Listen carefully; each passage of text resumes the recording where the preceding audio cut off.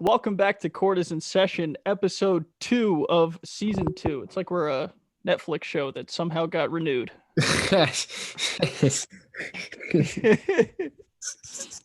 somehow we made it Our this far. our production costs are low, very low.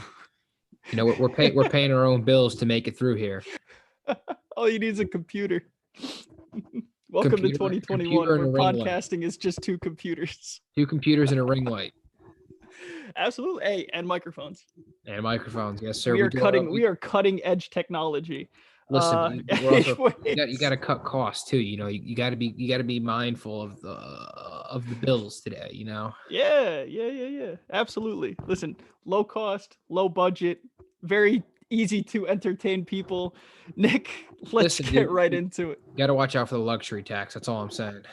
Absolutely. Hey, nobody wants to pay luxury taxes these days. Nobody. No. Pro sports teams, me and Monopoly. No, nobody. Always a sucker when you land on property tax. Anyways, getting right into it. Second round of All-Star voting came out, Nick. They're pretty much same names as last week when we talked about this, but we just kind of talked on the All-Star game in general and whether or not they should have it, but they're absolutely going to have it because the NBA doesn't care. So I guess let's just pretend like we don't either and get into some names on here. We've seen there's hella backlash on this All-Star game. I know LeBron's already come out saying, why, he doesn't, for the health reasons and stuff, I guess, obviously that makes sense, and players' health and safety obviously comes first. As a fan that just wants to watch basketball, I'm not going to turn down another basketball game. But as a person, I guess, obviously we want to make sure everyone's safe. And that could be a conversation for another day. But you want to talk about people who are jumping out to on the All-Star voting. We talked about him a little bit before, we started this podcast. Andrew Wiggins, seventh in the front court votes for the Western Conference. Andrew Wiggins is a cast-off. He was absolutely nothing for the Cleveland Cavaliers. He was absolutely nothing for the Minnesota Timberwolves. And he's still absolutely nothing for the Golden State Warriors.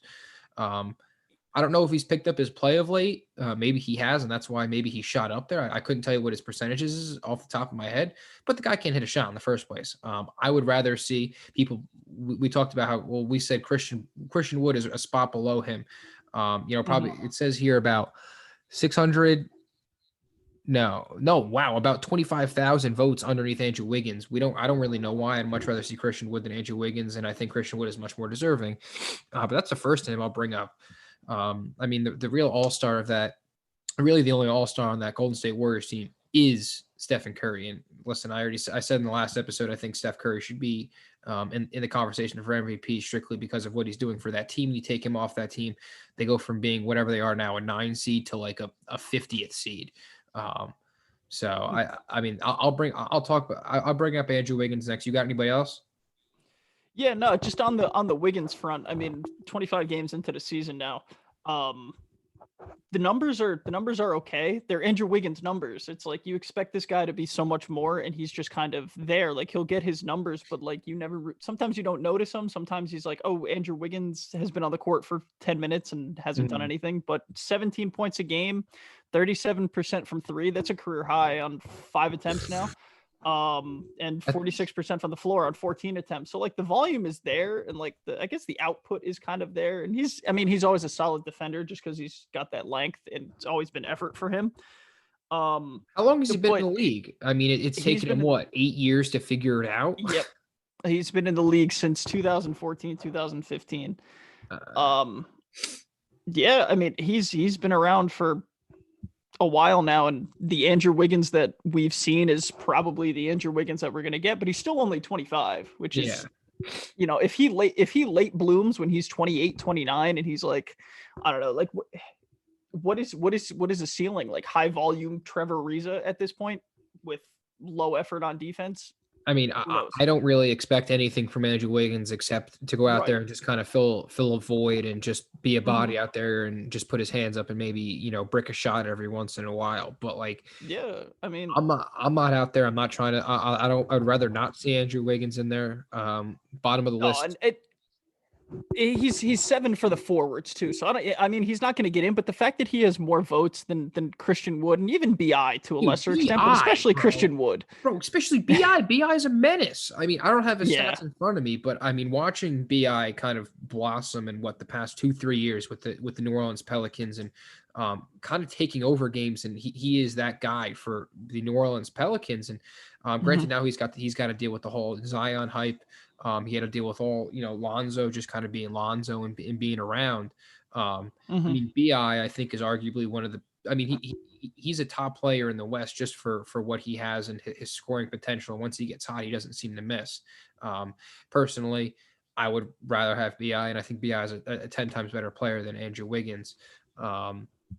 But if you look at the guards for the West, all the way at the 10 spot is Alex Caruso. I mean, like, that's more of a. I mean, if you go on Reddit, like everybody on Reddit is Caruso for All-Star game. Like it's just a joke at that point. Every team, has their own hype, machine for like, 6 guy on the bench coming off and he plays like 6 minutes a game. But like, look at this, you got 2 rebounds and 2 points in 2 minutes. Hashtag all-star vote, whatever. Yeah. So like, and Caruso's a solid player, but more of a meme at this point is, at this point. So him being up there is funny, but at least it's 10th in the West. And like off the top of my head, like he's at least below some other names on there, that are there. Obviously, he's not going to get in it. He might get in a skills competition. I mean, put him in the skills comp, the one where they dribble in and out of the cones, or they'll have one.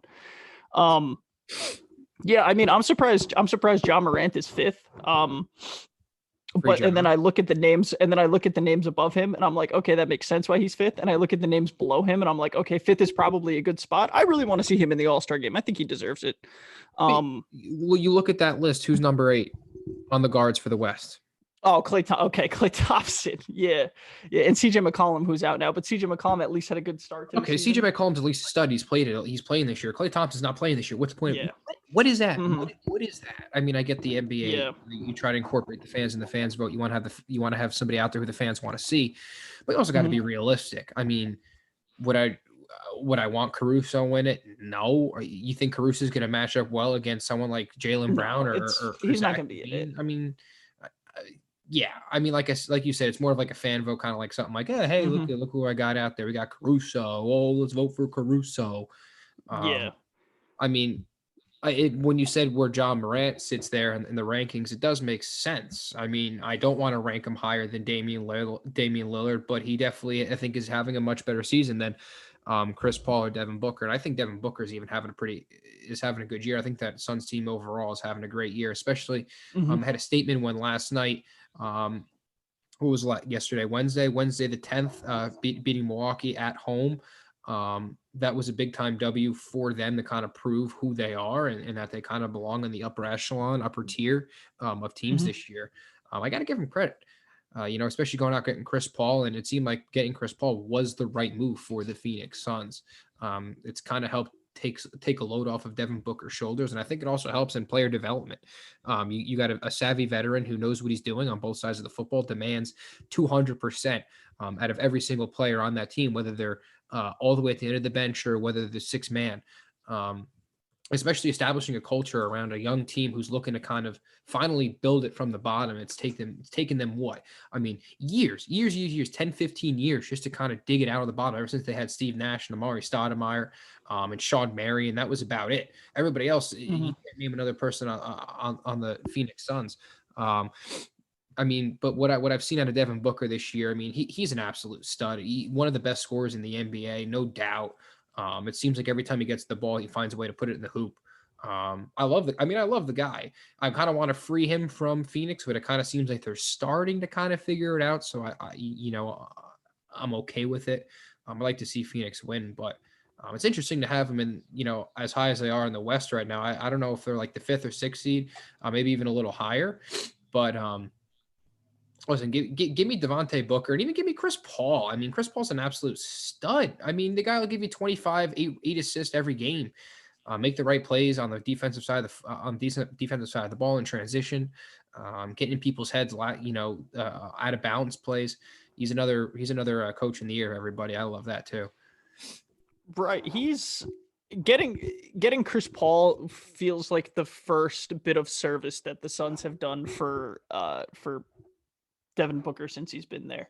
I think drafting DeAndre Ayton could be looked at in hindsight, and obviously it's Trae Young and Luka as well. But like, you know, if you want to say they don't fit together without seeing it, like I'll cater it, whatever. But like, you know, DeAndre Ayton having a center in a league where like there's not a lot of good centers is obviously valuable. So finding him, you know, just another person to develop with in a pick and roll is good too. And like you said, getting Chris Paul holds everybody accountable. He's going to get the most out of everybody. And in a season where like there's not a lot of uncertainties, or where there is a lot of uncertainties, you need a player like Chris Paul to kind of keep everybody in line, you know, and still be able to perform at a high level. Because obviously, I think it matters if like, you know, your vocal piece is the last guy off the bench.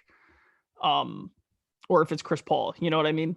So obviously Chris Paul playing, I think that might resonate more with, you know, whoever on that team more than whoever was the vocal piece last year without doing anything. Chris Paul carries weight is what I'm trying to get at. Yeah, no, 100%. And I mean, and if I want to flip the script and kind of talk about a team in the East that, I mean, I don't want to say surprising, but I mean, talk about give me some Jeremy Grant out of the Detroit Pistons.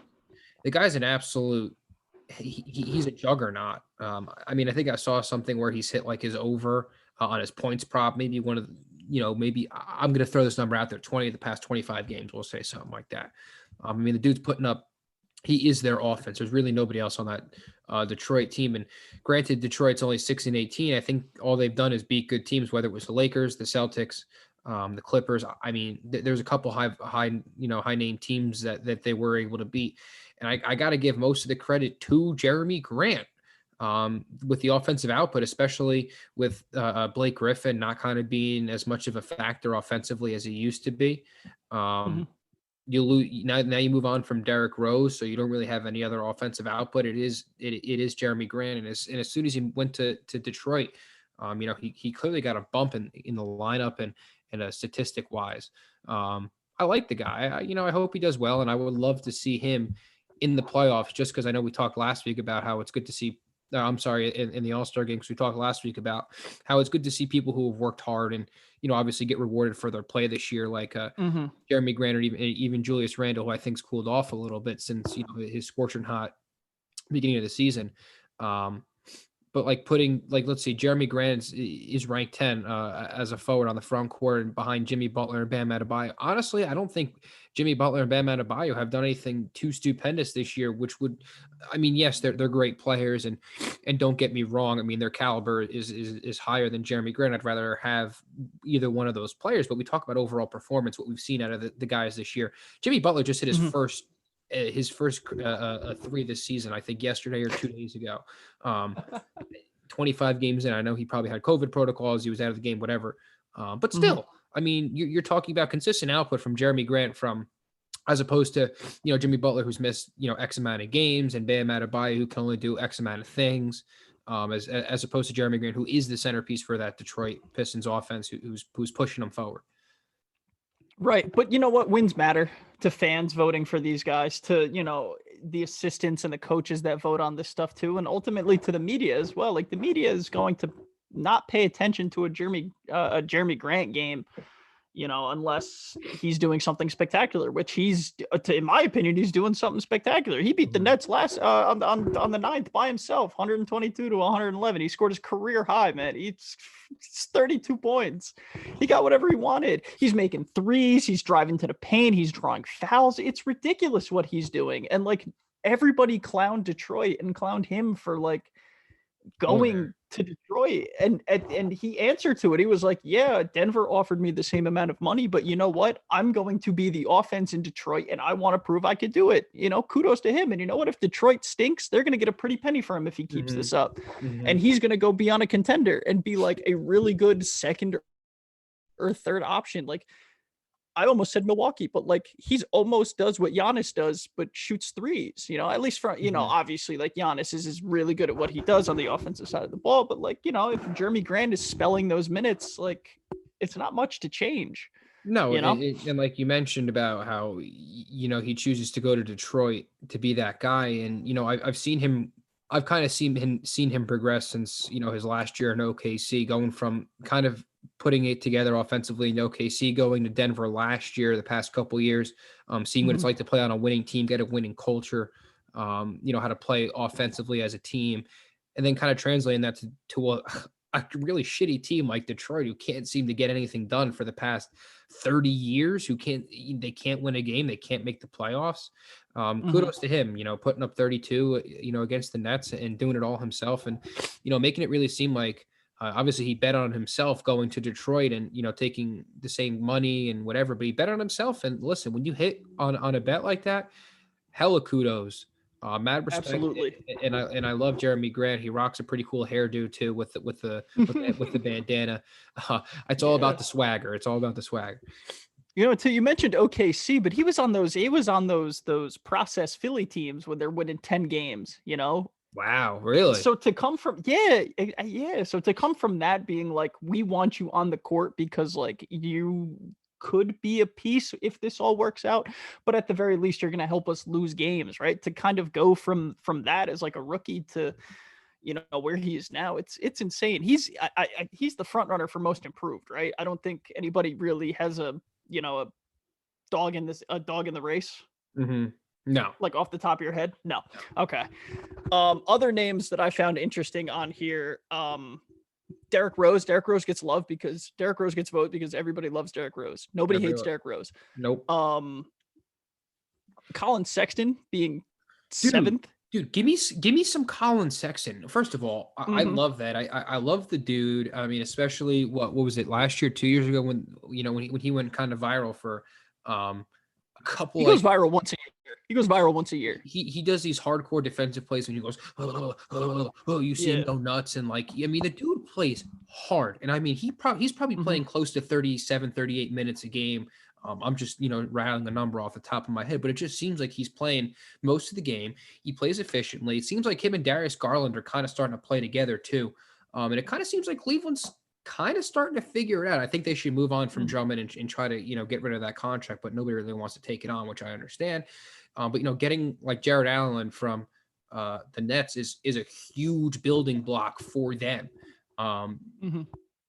and I gotta credit Colin Sexton, because even though he was on a really shitty team 2 years ago and they drafted him, and it's like, well, you're gonna be one of the best guys on the team, and you got to figure it out yourself. We're gonna lose every game and maybe only win five, but have fun. Mm-hmm. Um, he is the leader. I mean, he got drafted to be the leader. He is the leader. I mean, he's a little undersized, but the guy plays hard. I would love to see him in there just because his intensity, Mm-hmm. and just the way he plays the game, and he gets his teammates involved. And again, it's the Cleveland Cavaliers, and having a good player on a Cleveland Cavaliers is something that you should Stuff take note of. that isn't named LeBron or No. isn't close with LeBron. Before we move on, last name I want to mention over here on the East, since we kind of organically moved on over, is Fred VanVleet. Fred VanVleet is probably Toronto's best player. I can Yes. listen to an argument for Pascal Siakam, but I think I'd rather have Fred VanVleet. I'd probably rather have Fred VanVleet on my team than the five dudes above him.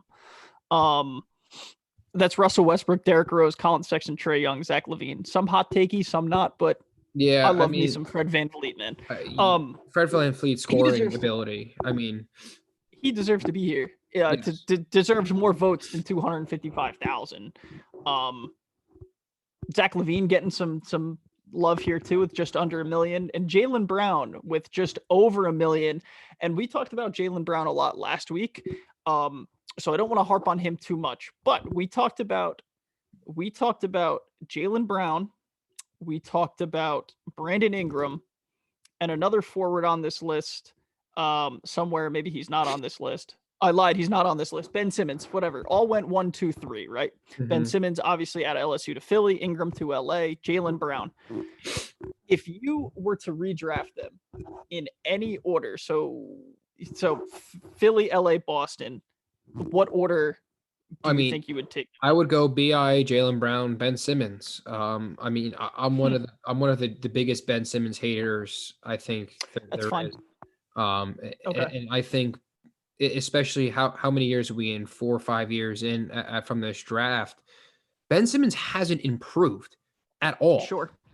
I've seen just kind of the same steady play from him where he has no shot making ability. His best is taking the ball up and he has to have the ball in his hands to do something, whether it's passing off or maybe getting an off ball screen just to kind of get open.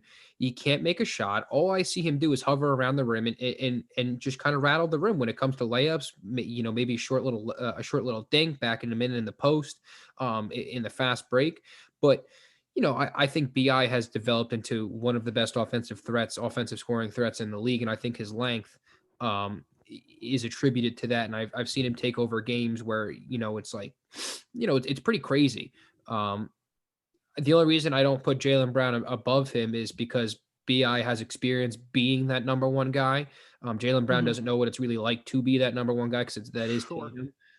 So I would take BI's experience being, the team's go-to player. But I mean, listen, I'm a Celtics fan and I've seen Jaylen Brown kind of evolve and the way he plays hard, both sides of the ball. He's always, exhorting 200% of his energy. He'll knock down a three every day. Jaylen Brown's a great team player. Doesn't bitch about not getting his minutes or getting his time. When it's his time, he'll do it. And listen, he's got a pretty nasty beard. He lost the flat top and he grew the nasty beard. So I got to give him props for that too. I love a flat top, man. I feel like when Shumpert in the Knicks jersey and like the blue and orange, when he had the flat top, when it was like his first couple of years in the league, and even when he's even when he's in Cleveland with LeBron, he still had that flat top. I don't know if it was as high, but still, man, that was cool to see. I mean, you mentioned Jared Allen. Jared Allen has an afro. That's always cool to see. I'm just a sucker for cool hair, man. So dude, it's all about the swagger. I mean, yeah, absolutely. That's for me. It's all about the swagger. And BI is kind of just like, he always looks like he's smacked. He looks like he doesn't know what he's doing on the court. And then next thing you know, he's dropping threes back. Then he dices you up. Yeah. Just a quick litmus test. Dragon Bender went fourth. You wouldn't pick Dragon Bender over Jaylen Brown, BI, or Ben Simmons? You know what's funny? I remember when all those mock drafts came out, everybody said to take Dragon Bender because he was going to be one of the next Kristaps Porzingis. He can make a shot. Me included. Yeah. Me included. I'm not going to lie to you. I don't really like the whole taking a risk on a European player like that so high. Like obviously taking Luka and Kristaps are one of the few outliers, and Dirk Nowitzki are the few outliers in taking an overseas player. It's tough to see it translate, but I didn't want Dragan Bender. I just wanted a young stud who can make shots and create it himself and do it. And I'm happy, man. Thank God. If you're 7 foot and you can shoot a three, you would be on my basketball team, like, period. Like, I don't care who you are. I don't care where you came from. You are 7 foot tall and you could shoot a three. Like, that's invaluable to me. So I was a sucker for Dragan Bender.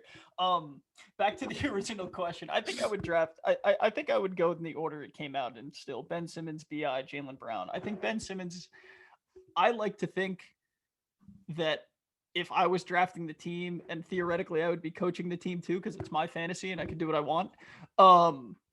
I would use Ben Simmons more like Giannis and less like Elfrid Payton. You know what I mean? Like, just give him the ball, let him drive. And that, at the end of the day, that means no Joel Embiid probably. Yes. At least on my team. But like, if I surround Ben Simmons with a bunch of shooters and let him be Giannis and tell him from an early age, like, be aggressive, go, like, stop being soft, like, just go. At all times, just 100 miles an hour. You're 6'10" and you're guarding guards and you can guard anybody and you're bigger than everybody that you're guarding. Just go all times. I think I could give him a better career than what he's had so far. Yeah, I think the way Philly kind of built their roster, or the way it's built right now, and even in years past, has never been the right way to build the roster around him. You knew that Ben Simmons wasn't coming out of college and he wasn't going to shoot the lights out. You knew he wasn't going to be the one you put the team on the back and he makes that late game shot where you need a bucket to kind of keep the game intact. But instead, they moved on it, and they made the move for Joel, and Joel's had his injury problems, and obviously he has his stamina problems. I'll put it that way, because I don't think he gives 100% of the game, and I don't really like the way he plays the game of basketball. I think he's got to exert more effort and he's got to do a little bit more. But if they build the team around him a little bit differently, I could definitely see a different career trajectory and better player development. But that's the Philadelphia 76ers for you. Let them keep messing it up. Right. That's fine with me. Right. But hey, process never ends. No, they'll just tank and they'll do whatever they got to do to figure it out. All right. So I guess yeah, that's enough on All-Star weekend. We have some good games coming up this weekend. Um, I think what's today? Today is Thursday, right? So I guess we'll start with Friday. Are you looking forward to what kind of games you looking forward to tomorrow? We got some good ones on the docket. I think I know what you're going for. So go ahead. Yeah, there's definitely some good games on Friday. It's always good to see some primetime games with some primetime teams, that are really Mhm. looking to make the jump and kind of play in primetime TV and just kind of make a name for themselves and prove that they're supposed to be there. Like I said, last night on Wednesday night, when you had Phoenix playing the Milwaukee Bucks, that's really a chance for Phoenix to show that they belong in the upper echelon tier. Um, and really, the only game that stands out to me uh, Friday night is the Bucks at the the Utah Jazz, and this is another instance where the Jazz are, the Jazz are 20-6. They're top of the Western Conference. They just kind of smacked down. They did smack down the Boston Celtics. They show that they have the potential, and can they keep up with it? I think the Jazz are built pretty well where they'll be able to handle the Bucks, and especially with Rudy Gobert taking on. They had the length to take on Giannis Antetokounmpo when you have Gobert, and obviously the offensive output from Donovan Mitchell has been off the charts this year. That's a game that I look forward to. I really hope. I don't know what I'm going to get out of either this game. I don't know if it's going to be a defensive battle. I don't know if it's going to be an offensive shooter. I don't think Milwaukee's going to win. I think Milwaukee has regressed a good amount. They had a good offensive output a couple of days ago, but still, is this a hot Jazz team that they're going to still keep rolling, or is the a reigning Eastern Conference finalist going to take over? Other than that, there really isn't too much going on for me that Friday. Maybe the Pelicans at the Mavericks, but Yeah, listen, I know the Bucks this season made the trade for Drew Holiday, and I've watched a couple Bucks games, and my big takeaway for that is like they look almost the same, they look exactly and the that's same. the talent drop off between Drew Holiday and Eric Bledsoe probably isn't as big as like it was advertised to be, just based off of what I've seen personally. Like I think you can get away like every once in a while Drew Holiday is going to make an extra jump shot that Drew Yes. Bledsoe or Drew Bledsoe that Eric Bledsoe is not going to make. Drew Bledsoe probably wouldn't make it either. No, I don't um think so. but it just doesn't feel different to me. And it's a real shame because they gave up their entire future for Drew Holiday, and I'm not sure if it's the right move. Well, But obviously you're banking on Drew Holiday re-signing at the end of the year, mhm. saying, "Oh, let's hope that he decides that he wants to stay, and let's hope we have enough money for him, and let's." I don't think the Milwaukee Bucks team is constructed well enough for them to contend long term. I think it's more of a short term contention, whether it's this year, maybe this year or next year. Mhm. And listen, I've said my things before on this podcast about how I feel about Chris Middleton, and Chris Middleton is a stud, but he never seems to show up when he really needs to, or when they need him, the offensive output from him, because clearly Giannis can't Mhm. do it all. And I think even last night, Devin Booker even said he felt extremely comfortable having Giannis taking that last second shot from the free throw Oh line, man, that's which bad. which I is saw. Hold on, you can keep going, but the actual quote is it's pretty bad. bad. It's bad, but it's true. Listen, you want to give me Giannis with a run-up shot, at the free throw line? Sure. The dude can't even make it standing there and not having anybody in his face. Sure. I'll Mm, take that 10 days a week. If he's driving and he's going to try to, draw the foul and whatever, that's one thing. But if he's just going to stand there and take a shot, out of yeah, he everybody, said. I'd rather have him shoot than Chris Middleton or Drew Holiday. Sure. He said, and I quote Drew oh Bledsoe. God, I can't speak today. Devin Booker after the game said we're in good shape after that shot. So I can't blame him. I saw on Twitter a lot of people on Twitter are in the camp now that like Giannis should never have tried to learn a jump shot and should have learned post moves instead, which I can get behind that as well because the jump shot is slow to develop as it's going to be. But I think a couple post moves here or there can't help. It doesn't have to be Hakeem Olajuwon down there, but he can be you know I mean, listen, there's no reason he Better. can't learn both. I mean, you learn a Mhm. drop step in the post, you learn a little, a little hook, a little sky dream shake. Like that's all you need from him. But you also need him to knock down these open shots. You need him to be able to create a shot off of the pick and roll, which he can't do. And I don't know how you can't do it when you're 15 feet tall and all you have to do is flick the ball and you're right there. I don't know the physics on it. Maybe it makes it harder. Maybe the taller you are, the harder it is to shoot. Mm. I mean, I guess if all right, and then I guess if we'll talk about one more game, I mean, I'll talk about the Timberwolves at the Hornets mostly because I like to see what Karl Anthony Towns did. I mean, I saw what he did last night, and he's back. I mean, he's back, and it's interesting to see if he's going to make that Timberwolves team any better than the 6-19 that they are right now. I mean, they're atrocious. They have no depth. They don't have any shooters. They're bad. But Karl Anthony You don't make Towns, them better. Well, he makes them better but because they're they're still so bad. bad without him. Yeah, And they're moderately better with him. So, yeah. I mean, but listen. that said, everybody's real close. So if they go on a 5-game win streak, they're right back in it. Maybe that's some confidence. Yeah, I like how their team is constructed. Like in theory, it makes a lot of sense to me, I think. But like you watch the product that the Timberwolves put out on the court, and it's kind of like, why is Anthony Edwards is standing at the elbow? Oh, he's going to shoot. Oh, yeah. okay. Oh, D'Lo's going to go ISO for 12 sec. Okay. Oh, he's going to put it up. All right, cool. And I love D'Lo, and I watch that.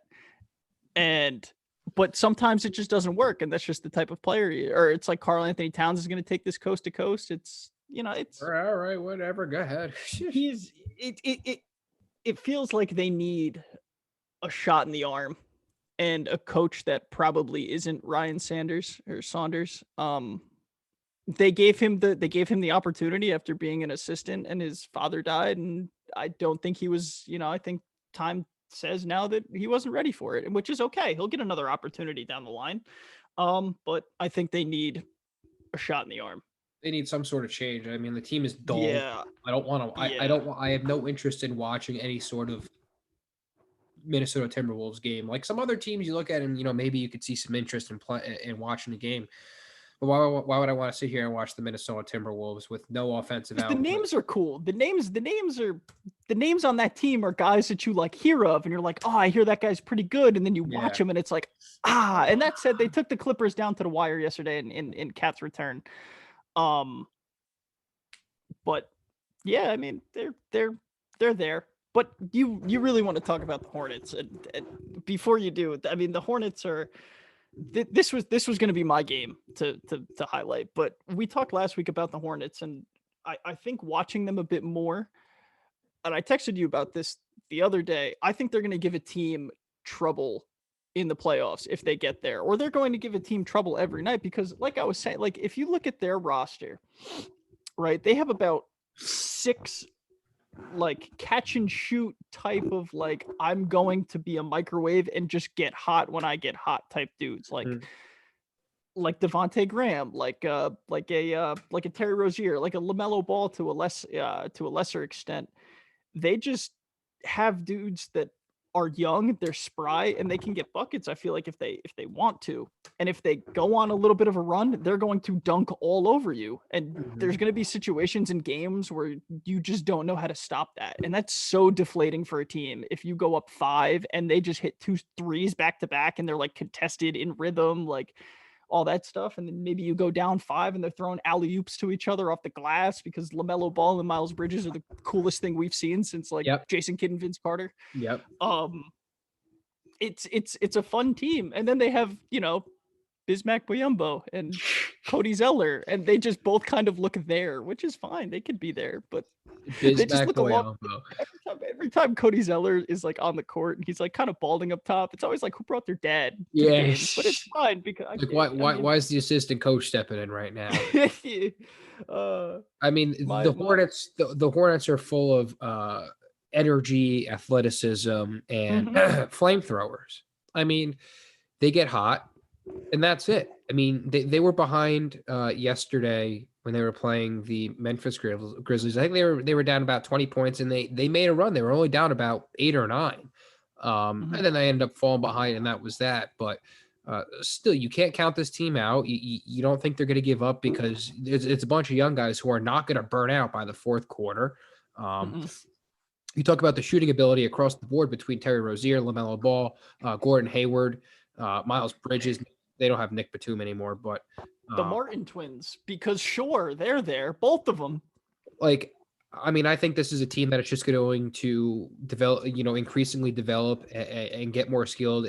And I think the chemistry is going to kind of push them over the edge and just kind of give them that little extra edge that they needed to put, like you saying, push a team like the Sixers, push a team like the Celtics, push a team to the brink. It's going to make them sweat it out. At the end of the game, you'd be like, shit, man, we almost lost to the Hornets. Mm-hmm. But I love maybe you beat them 4-1, but each game is within like 10, but it's one of those 10 points where you're like up 5 the entire time, and you like last 2 minutes they're fouling you, and you just kind of put it up 10 that way. I love him. I love him. It's a really cool roster, and like you said, they're gonna give teams fits. Like I like they're gonna give the Nets fits because like they're just going to play fast, and superstars just don't want to play fast, especially on defense. Yeah. Especially they have 2 centers that are at least going to put an effort, unlike the Nets. It's just bad. But yeah, this team is one of the most interesting. It's interesting in a different way than it's almost like the anti Timberwolves, where you're looking at these guys and you're like, oh, they're here. Oh, you got who? You got both Martin twins. Okay. Oh, you have PJ Washington too. That's cool. Yeah, so it's a lot of guys like that. Yeah. Which is maybe what MJ's going for. But hey, I love them. I love them too. They're fun. Moving on to Saturday. I think the game I'm most looking forward to, bias aside, is Nets Warriors. I think it's the best game on the Saturday slate. You like 76ers Suns. I'll let you get to that. But before with the Nets and Warriors, the Nets have kind of been this season very like up and down. Some days they'll, make every shot, and other days they're, missing some easy jumpers. Kyrie's getting most of the jumpers when it should be James Harden, or, James Harden needs to drive more. It's a whole bunch of stuff that the Nets can't seem to put together yet. And they've only been together like 6 games.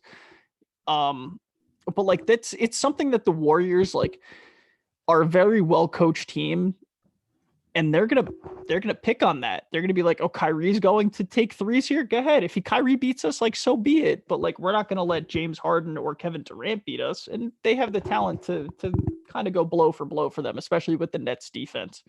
I don't know if you saw on Twitter or anywhere yesterday or 2 days ago. In the Nets lost to Detroit. I don't even. Yeah, the Nets lost to Detroit. Yeah, there was just no effort on the on the rebound, on the defense, and on the, I guess, on the glass. And teammates were yelling at DeAndre Jordan, and Steve Nash was getting at DeAndre Jordan. Do you think that's like, I don't know, if you're a coach, do you want to like verbally like call out your guy like that, like when the cameras are on and when all that is like there? I have such a problem with teams who can't rebound, and I'm adding the Celtics really hard because they've done this to me the past 8 years. They don't have a rebounder, and we don't have a rebounder. You're leaving points on the board. On the offensive side, even on the defensive side, you're going to give too many second chance points. You're going to give too many opportunities, right? And and I'm glad you mentioned that, because it just like light bulb above my head. The Nets have a really bad defensive rating because they let up so many offensive rebounds. And like, if you have a really good stand on defense and you force whoever on the other team to chuck up a shot and you can't get the rebound, guess what? You got 14 seconds. You got to do it again. And the Nets never do it again. They'll do it once, can't do it twice in a row like that. No. And when you're rebounding like that, and the turnovers too. So like, when you're giving the other team a second opportunity on the offensive glass, or B, you're giving them the ball via bad passes or like turnovers or just lazy execution, like that's points too. So like, yes, the Nets defense is bad, but it's a lot worse because they turn over the ball and they don't rebound. So You may continue your Celtics. No, I mean that's my rant is especially playing it's against. A lot of the same thing. It is when they play good teams. I mean, obviously the Celtics had good players on the offensive side of the ball, but when you losing opportunities or even like you're missing long rebounds that you think should go, it's the effort plays and it's just demoralizing. Especially if it's demoralizing as a fan watching the game, how do you think it must feel being on the court, being like, God damn, you can't grab the rebound again? Come on. Absolutely. Or you got to turn. Oh, you turned over the ball again. Now I got to sprint 94 feet just to get a contest on this guy who's going straight in, and like, oh, I'm gonna get crunched under the rim now, or I'm gonna foul him, and like that hurts another way because now we're giving him the and one. We're giving him an extra point. It's just, it's effort first, I think, and just general spacing issues and like talent second. But I mean, if you want to talk about the game as a whole. I mean, I think it's going to be a huge offensive outburst from both sides. I think the Nets kind of blow them out. And I don't really think it's going to be that close because I don't think the Warriors have enough firepower to keep up, unless potential All-Star Andrew Wiggins puts up 30 plus again. But I mean, Steph could drop 45, 50 points, and still you got to deal with Kyrie and James Harden dropping 40 on your head too. KD's first game back. Okay, there you go. There you go. So. I don't really think it's going to be that close. I think it's a get right game for the Nets, especially against a high. What's the word I'm looking for? A team, with all the hype that just the Warriors are. I mean, that's a confidence booster. Sure. We beat Steph Curry and the Warriors. Granted, they're not the Warriors anymore. You still beat Steph Curry and the Warriors. Name still holds. Name still has value. Yeah. So listen, I mean, the Warriors are the Warriors this year, and listen, they wouldn't be. They're one game above 500, they're 13-12, and they're not there without Steph Curry dropping 25, 30 a game. Draymond's nothing to me. I know he has all of his empty stats where he'll get 2 points, 15 boards, 1 block, 4 steals, whatever. But in a game when you're playing the Nets like that, I think offense is going to win you the game. Especially with the Nets who don't play defense, you need an offensive firepower or a high volume offensive game. And who knows if the Warriors are going to give it to them? But you talk about somebody a game where you're just going to see shooting left and right. Give me that. I mean, there's going to be buckets flying left and right. Kyrie's going to be taking these ridiculous shots. You just see James Harden pulling up from the logo because why not? KD first game back. Let me just start pulling up and hitting stuff in Steph's face and waving to Clay on the bench. Like, give me that shit. I mean, you want to talk about fire? You want to talk about hype? That's definitely going to be a good game. Yeah, I'm looking forward to that one too. But those teams are what gets like the superstar teams, the teams that are going to just scratching above 500, that are going to fight for every 50-50 ball, and it's stuff like that which keeps games close. Which as a fan is really annoying, but as a superstar on the talent level of those guys, I guess it is what it is. So I guess that covers Saturday, and I guess on Sunday, a couple good games on Sunday, actually. Trailblazers Mavericks. Did you watch the Mavericks and I watched the back half of the game. I was working last night, so I didn't get a chance to catch it all, but I caught the back half of the game. First thing I'm going to say is I'm never going to bet on the Atlanta Hawks ever again. I am sick. I am sick. They've done me dirty so many times this year, and I can't really understand why. I can't understand why they keep doing this. You have one of the best offensive players in the league in Trae Young. You got a great team around him with Danilo Gallinari, John Collins. Even developmental pieces like Cam Reddish and DeAndre Hunter, and you still can't get it done. The Mavericks can't win a game. Luka was literally throwing stuff. He was getting pissed off on national TV because the team can't score buckets, and then they go and they blow a 13-point lead. Yeah. What? And then Trae Young gets upset. Trae Young got really mad at the ref after the game, and that's kind of where I wanted to bring the question. Do you think he was right in his anger? God, I mean, listen, I think it's just kind of, I think it's more so him just finding some sort of output for it. I think it's just overall frustration, especially after losing a game like that. Like I said, you're leading pretty much all game. You're shooting pretty well from the field. I mean, Trae Young only shot 36%, so clearly he couldn't get it done himself. So he's probably frustrated he can't make any buckets. And listen, I don't know how I feel about the Hawks. Going into the season, I was like, yeah, they're probably a back end, East playoff team who can, maybe make a quiet run in the playoffs. But now it's like, well, what am I going to get out of them? Or they can barely hang with one of these lower level Western Conference teams. What am I going to get out of them? He's probably frustrated because the team's not performing obviously up to his standard. And granted, the foul is whatever, and you miss this, you miss that, whatever. You're not going to get that call You're late not in a going to get game that like call that. in a regular season. And for what that it's means worth, nothing. he was the screen setter. The 5'11" sharpshooter Trae Young was your screen setter. For what it worth, it worked. If they lobbed it to John Collins had a pretty easy bucket. Yeah. But I don't know who was inbounding the ball, but he missed it. And Trae Young, after the game, went to the ref because he thought he got elbowed. He ran into his elbow. I think it was Willie Cauley-Stein whose elbow he ran into, but Willie Cauley-Stein was just playing defense like this, like just out. And Trae Young ran into him. Yeah, and you have your 5'11" dude setting a screen on that. Like, yeah, he's gonna get hit in the head, and Trae Young is, gonna fall because that's just kind of what he does.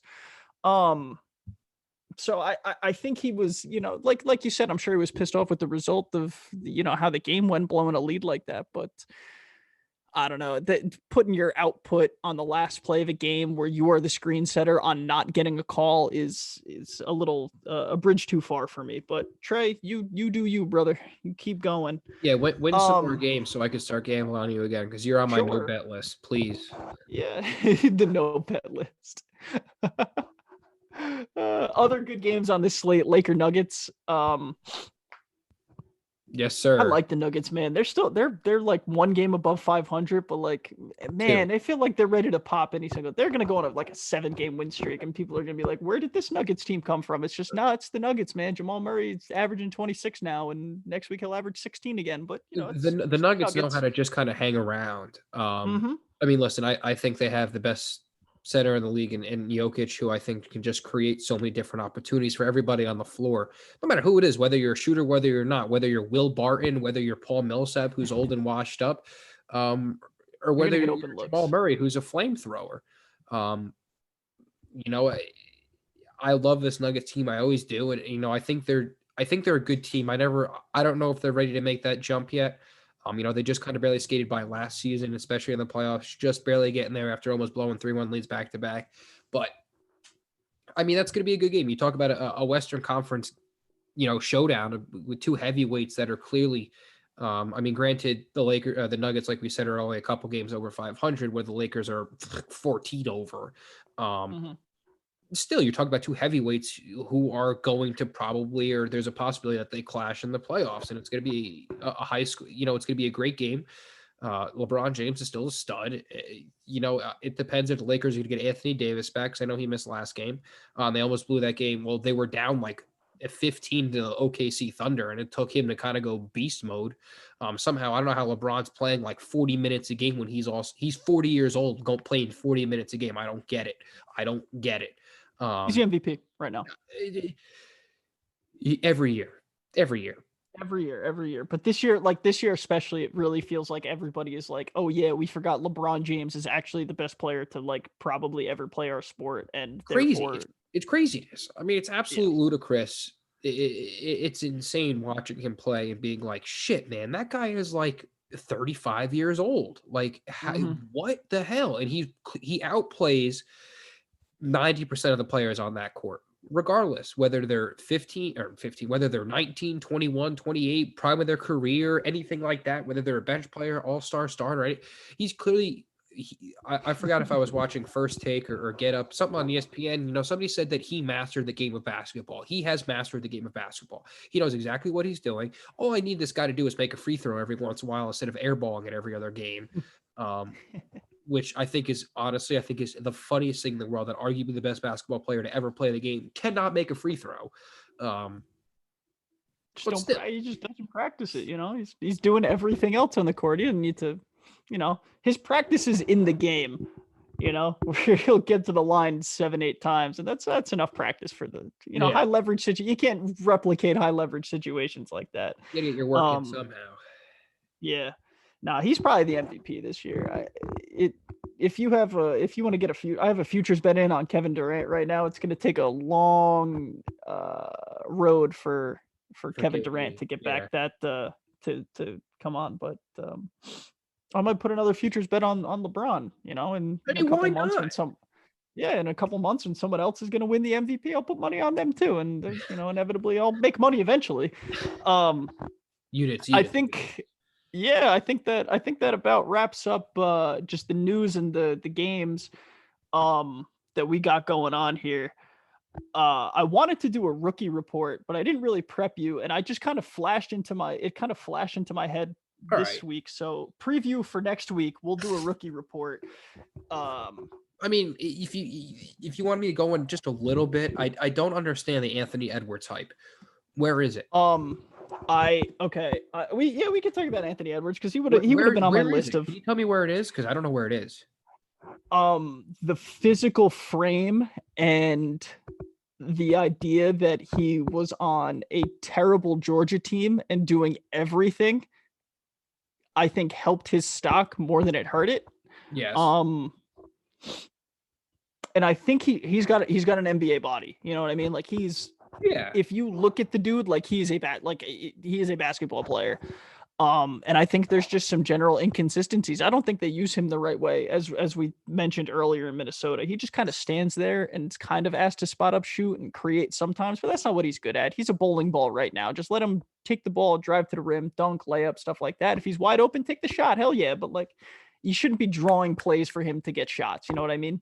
Yeah. I mean, listen, clearly you want to get your rookie, your number one overall pick. You want to get him rolling. You want to get him confident. And that's why he's probably taking 15, 20 shots a game. He's only making about maybe 8 or 10. But the team stinks in general, and it's probably hard for him to be, to perform like that when the team stinks. LaMelo Ball goes to a team like Charlotte, who clearly has improved all around him, and kind of has built a team strictly for a point guard like LaMelo Ball. I mean, other than that, I can honestly tell you no real rookies have really stood out to me this year. Like I can't. What else you got for me? Yeah. I mean, to that point, I agree with you on Anthony Edwards, and I think we can table this for next week. Yes, and we could do like I'm thinking this is called planning on the fly, right? All right. We could do like a redraft kind of deal. Okay. Where we can just redraft even if we do the lottery first 14 picks. I mean, that's good. Nobody cares who went 15 down because those guys, if they're good, they're probably going to go 1 through 14 now. So yeah. We can we'll do a redraft next week. Help us touch on rookies, maybe teams we don't think made the right move. So yes, come back next week, redraft. Last thing we do on the show, Nick, is a nickname game. Last week I was very unprepared finding dudes with only one nickname. Basically what we do here, the nickname game is a game that I have created based on the nicknames on Basketball Reference. Basketball Reference gives you some very weird nicknames. For example, Kawhi Leonard is known as the Claw, Boardman, Fun Guy, the Hand, and the Terminator.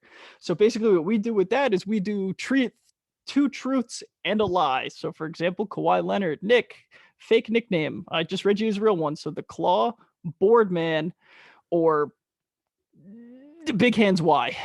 I would say Big Hands Y is that would be the fake name. It was the fake one, but it definitely is the truth because he definitely has large hands.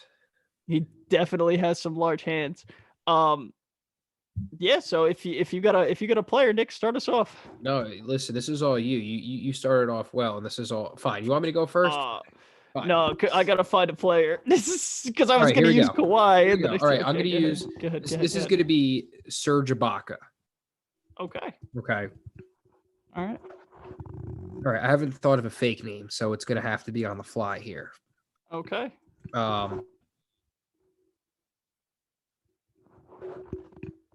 Okay. All right. Here we go. All right. Surge Protector. Okay. Air Congo. Okay. And Mafuzzy Chef.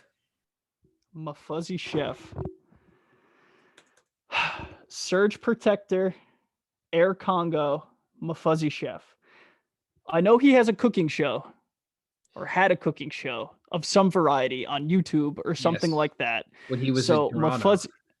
Yeah, Mufuzzy Chef. I'll give you that one. That's fine. Hmm. Air Congo. I'm pretty sure he's from Congo, so I'll give you that one too. Surge Yes. Protector. It's good. It is Surge It Protect. is a really good. It is a really good fake nickname, right? And let me tell you why. Serge Ibaka, when he was first in the league, right? When he was in Okay, see. when he was in OKC, he was. I mean, what he was really known for, um, is blocking shots. Yes. So he was always referred to as, just the man in the middle, because The Kendrick Surge Perkins wasn't Protector. blocking shots. Yeah, the surge protector. But then I thought about it a little bit, and I'm like, this guy definitely looked down and saw a power strip with a little surge protector on there, and Yes. That is and exactly how I thought of that. so all right, so I got one. Um, Deep in the crevices of my mind are the 2013 and 2014 Brooklyn Nets. Okay. All right. The team went 44 and 38. Actually, you know what? I like the 14-15 Nets roster a little better. They went 38 and 44. Okay. All right. A little bit of a switcheroo there. Yeah, a little bit of a switcheroo. Oh, this guy doesn't have any nicknames. I was gonna do Jarrett Jack, because Jarrett Jack just played in the G League, Ignite Dude. game, and I'm pretty sure he dropped like 25 points. Bro, wait. You could keep looking, but let me go off about that real quick. Mhm. I watched that G Go League ahead. when it was the G League Ignite against the Santa Monica Warriors or whatever they are. Mhm. Jarrett Jack, I think he was 9 of 10, if I'm not mistaken. All 9 shots that he hit did not touch the rim. Not a single one touched the rim. Everything was buckets. Jarrett Jack. Jarrett Jack. Okay. Everything was just cash money. He did not. He was lights out, head in his face, off the dribble, shoot. Catch and shoot. The guy was a stud. Let me tell you, and let me say one other thing about the G League. And I know I commented on this on Twitter, but the reason why can't I gamble on it? Why can I not gamble on it? There's only like You would 16 gamble on a bunch of Yes, you would gamble on a bunch of there's only 18-year-old kids. 16 All right. games this year. Mhm. So come on, give it to me. Let me just do it. Let me lose my money on my own. This is my choice to lose my money. Let me lose it. But Hey, I yeah, love it. I love a little developmental league. I like watching it from time to time. Gives you a little switch up from watching all the big names. Kind of see who's Mhm. coming up. Like Deshaun Nix for the G League Ignite looked very, very good, and Jonathan Yeah. Kuminga looked very, very, very good. Two guys who coming out of high school or even college, were thought of as high prospects going to the G League to try to make a name for yourself instead of going to college. And I gotta give them respect. That's a big time Yeah, decision. That's an adult absolutely. decision. Hopefully, it pays off. Go play with men, man. Don't go to college. Go play with men. All right, go ahead. Sorry, who you got? No, just another comment. You're right. Jared Jack looked good. Those kids look really good. They looked like they belonged.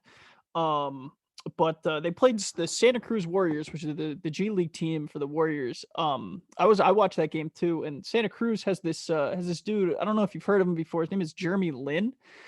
He played pretty well too. Dude, he took so many charges that game. He's trying to get back in the league, man. He's like, look at me, look at me. I can stand in the I'm right place, right time. Let me take the charge. I can give respect for that. Right. Little guy. Agent, did they see that? Put that in the clip. Put that in my tape. Put that in my huddle tape. All right. So my player for the nickname game holds a special place in my heart, right? He's been with the New Jersey Nets since 2008, 2009, when he got drafted. Jefferson. No, he played for the Lakers, and now he's in Milwaukee. It's Brook Lopez. It's Brook Lopez. Brook Lopez is the only consistent thing in my life in terms of basketball from 2008 to 2009 to like 2016, 2017 when he left the Nets. That dude's going to get his number retired as a Brooklyn Net. But anyways, he's got some cool nicknames. Nick, we have what do you got? Brook Lopez, who is known as Splash Mountain, Bropez, or the Brookie Monster. Brookie Monster, Bropez, or what else? Splash Mountain. Okay, I think that one's real. I'm gonna say Bro Lopez is not. Bropez. Bropez is the real name. I made up Brookie Monster. Dude, I feel like I've heard you say Brookie Monster before, and I was like, well, maybe he heard what whatever her face, Sarah, Nah, it just flows. whatever her name is saying on the cast. So They might have, but it never caught on. shoot, Splash Mountain, whole lot. Splash Mountain is a really good nickname. That is iconic because that dude loves Disney. And all he does is, dude, he rains threes. He picks and pops all day. He'll pick and he'll fade out, and you'll see him just a little bit of that. I guess I'll give you partial credit because Brooke Lopez's nickname is Bropez, right? But Robin Lopez is just Rolo. He doesn't have Ropez. Ropez. So whoever came up with Bropez only went halfway. They need to put Ropez in there. Anyways, that is the nickname game. 2 truths and a lie with NBA nicknames on Basketball Reference. It is good fun. It lets me see some players' nicknames that I have no idea. I never would have thought. I never would have thought Bropez. Yeah. Bropez, yeah. Splash Mountain's an all-time nickname. Anyways, on that note, Nick, Splash Mountain's good. I like that. So this is where we depart. Do you have any closing thoughts? Concerns? No. Nope. All right. Nope. I'm all. So you can, Nick. You give away free NBA picks on your Twitter. Go ahead and plug that for me. I do. Twitter is at Tobias_Nick. You could follow that. You could follow my Action Network, which you can get the link through Twitter. Follow me on Instagram, Nick_Tobias. You could go to Caps on Sports at Caps on Sports. You can see me tweet all the time. I always tag them. Free picks every day because that's what we do here. And you want to follow me? Sure. You want to tail? You tail. You want to fade? You fade. I don't care what you do. I'm just giving you some free picks. If you want to take my advice, sure. I don't care. But, they're out there in case you want them. So check it out on Twitter. Let me know what you think. Right. And absolutely. I think you went positive yesterday, right? Did you win? I technically went 2-2 because I took the Atlanta Hawks live. I went 2-1 on my initial picks. I got Hawks -5, OKC. That's fine. That's what you tell people. You don't tell people you went live. It don't matter. The problem was I tweeted that I was taking Atlanta -3.5 live. So okay, then it counts, and it's in the ethos. All right, so you went 2-2. 2-2. But if somebody didn't see it when immediately after you bought, you went 2-1. So that's making money. That's money moves here. I put 3 out for today for Thursday the 11th. So let me know. Hopefully all 3 of them hit. I got Boston -2.5, Houston Rockets money line. Absolutely. And who else? Oh, then I have the Sixers first quarter spread -1.5. Against the Trailblazers because that first quarter Sixer spread is a wagon. Money, always money. So if you like what you hear, if you like what you hear, give us a review. Give us a like, give us 5 stars, give us 4 stars. Hell, man, I'm fine with 80%. That's good enough by my. If we're shooting 60%, man, even if we're 3 of 5, we're shooting 60%. That gives us a contract. We're good. That's better shooting than Trae Young from the floor. That's all I care about. Yikes. Let us know what you think. Give us 5 stars. Leave us a review. Leave a comment. You can follow me on Twitter at Burner of Anthony. Nick, yours is Tobias_Nick and Caps on Sports. Wherever you can find them. Thanks for listening. See you next time. Oh God.